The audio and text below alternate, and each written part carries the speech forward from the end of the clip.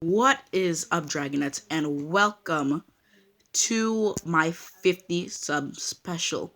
Thank you all for 50 subs. I'm pretty late for this, but I just wanted to thank you all for all of your continuous support of the channel, and I'd like to tell you on a little secret that I've been keeping. So, I'm going to be telling you about my up-and-coming card game, Parallel Legends. This game's been in development for like 3 years or so, and I can't show you all of the 70 cards that have been made already because those cards are classified. But since you guys have supported me for so long, I think I'll let you get a little sneak peek of 8 of these cards. All of the cards I'm about to show you, except for one of them, will be available in the booster packs when the booster packs come out on Game Crafter. So they should be out in Game Crafter in about 4 to 3 months. None of these cards are colored yet due to the fact that well, these cards are like just made. Since these are some pretty new Parallel Legend cards.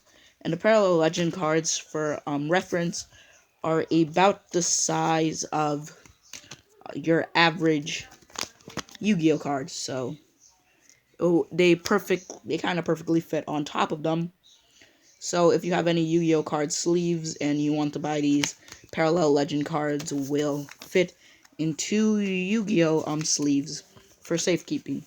So without further ado, let's get into the cards that I have here to show you all.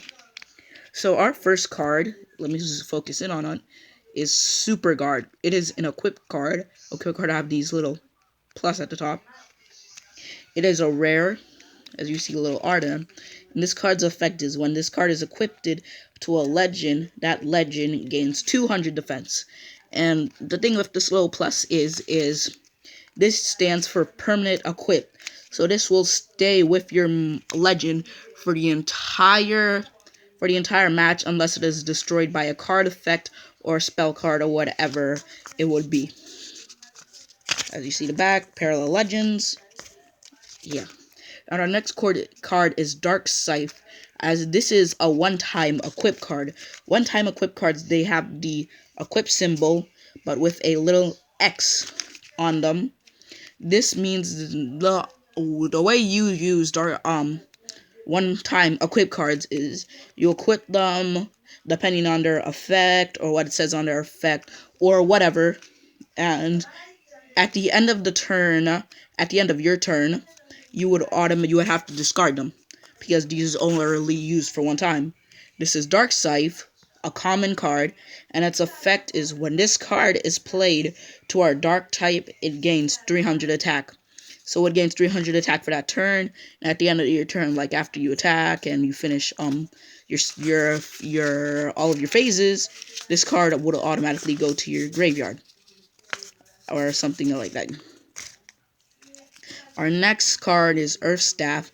It is a common one-time equip card, and its effect is when this card is played to an Earth type, you can draw one card.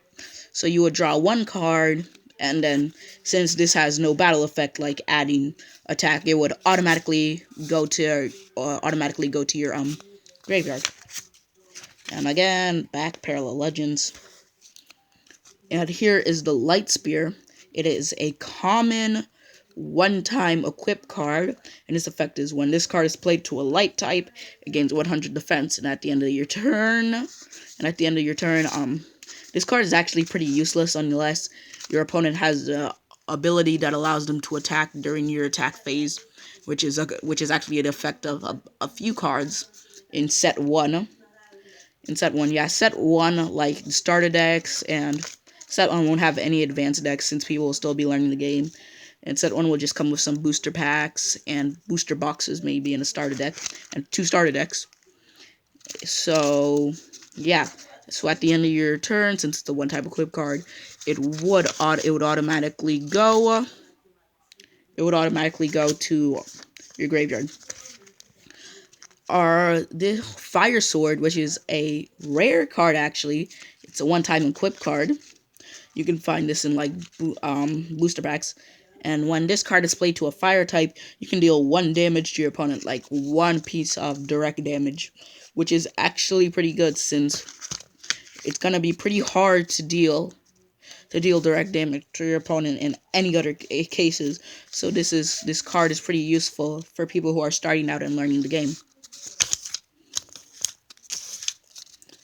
So now we're getting on to some of the newer cards. Here is Reaper's Mask. It is a uncommon one-time equip card. When this card is played, look in your deck for 1 Reaper card, add it to your hand. So basically what Reaper cards are, each different element has their special classes. Like the dark type has Reaper as their special classes. Reaper cards go together. Like if you're building a deck based off the Reapers, you would definitely want to have this card in your deck. And now we're going on to the first legend that was made for set 1, Spirit Star, which is an L1, which stands for Legend Rank 1. It is an uncommon, and this legend cannot be harmed by any spells. So any spell cards that would usually get rid of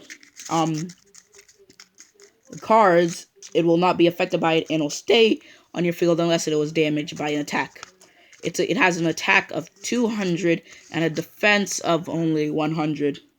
So this card's pretty weak, but if your opponent doesn't have any card that can stand up to its defense, which they probably will have unless they have a legend level 0, then you're pretty much good to go.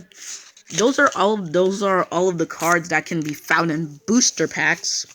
This next card cannot be found in a booster pack due to the fact that it is a legendary card. Yeah.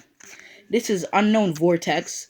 It is an arena card. You can tell it's an arena card by this little circle-like thing here. And this will only be found in like a 50% chance to, no, 20% chance to find this card in starter decks, and you'll always get at least 1 legendary, 1 or 2 legendaries in advanced decks. So this works with almost all decks, and this is a super good card to have if you have trouble keeping your legends alive from things such as spell cards. So its effect is for every turn this card is on your field, your legends cannot be harmed by spells. This is a super good card due to the fact that if you're fighting a more spell-based deck which has a lot of spells that can destroy your monsters, this card is super good to have.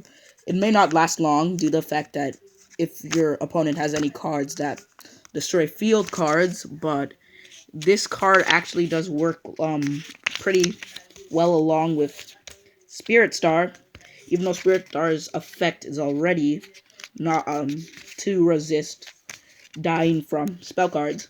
But this is a super good card to have. I recommend it for any deck once this game comes out. So yeah, that's pretty much it for Parallel Legends. And also, as a little sneak peek, you can find some of the super early sketches for Parallel Legends. Here is Dark Reaper. This was canceled. This card was canceled, but I did keep the Dark Reaper thing for Reaper's Mask, the Reaper Mask card. If I can find it, it should be around here somewhere. No, yeah. As you can clearly see, the Reaper's Mask is the same design that I used for the Dark Reaper's head. So, considering that Dark Reaper was the first card I ever made for any card game, he's a pretty special place to me. And he probably will be brought back in set 2 as a legend level 3. So, just wait out for him. And thanks, guys, for all of your continued support. And be sure to leave a like and subscribe if you are hyped up for Parallel Legends coming to GameCrafter pretty soon. Thank you all for all of the support. I just can't say thank you enough for 50 subscribers. It's great knowing that you guys are still watching my videos, and you guys are still up there, even though I haven't been uploading very much. But now I promise to upload a lot more.